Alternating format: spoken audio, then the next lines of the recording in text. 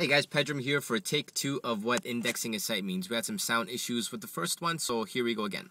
So what is indexing a site? When a search engine like Google indexes a site, they send out little robots, or spiders if you will, and they crawl through your website looking for content. Now that content they look for can be your text, it can be your videos, or it can be your pictures.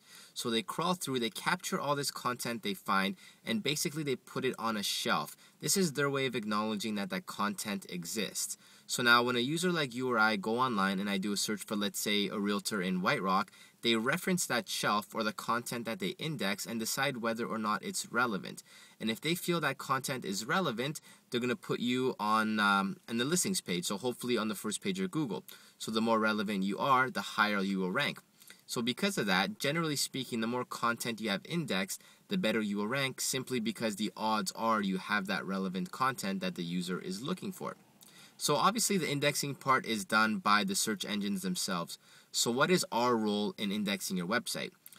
When we create a website for you, we make sure that all that content is indexed properly. So all your text, all your videos, all your images are indexed and put on shelf, so when someone does do a search, you have the chances of coming up.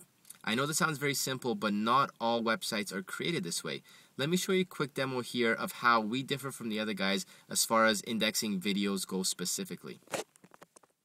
I'm on Google right now and I'm going to do a search under videos. Let's look up Ian Watt. And I'm using Ian as a demo because he's got several websites and hundreds if not thousands of videos online right now on these sites. But you can see here that none of these links or videos are going to take the user to his websites. They're going to go to YouTube, Vidler, and I can see on the first page here that none of these links are going to go to his website. And I'm willing to bet that pages 2, 3, 4, 5 are going to give you the same results. It's great that Ian's getting the exposure, but it's going to be short-lived. As soon as the user's on YouTube, they go off course. Now let's compare that to one of our websites. I'm looking at Buying in Langley, which is owned by our client, Alistair Young. You can see here that the first listing that comes up is his website. This means a couple of things. For one, the content is indexed to our website, meaning Google has acknowledged that that video exists and has given us the credit for it. In fact, in Google's eyes, Ian Watt does not have a single video on any of his websites.